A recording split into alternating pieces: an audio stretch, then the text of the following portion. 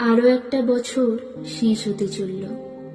চোখের পলক ফেলতে না ফেলতে গোটা বছর ঘুরে ডিসেম্বর মাস চলে এলো। একটা বইয়ের শেষ অধ্যায়ের মতো গোটা বছরের শেষ অধ্যায় হলো ডিসেম্বর মাস।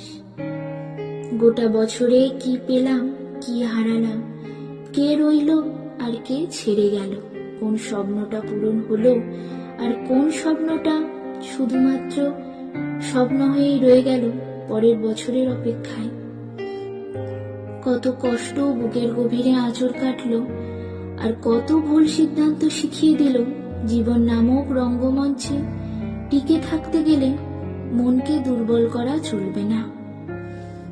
এই সব কিছুরই হিসেব নিকেশ চলতে থাকে মন খারাপের বিকালে, অথবা ঘুম না আসা কুয়াশা মাখা একাকিত্বের রাতগুলোতে।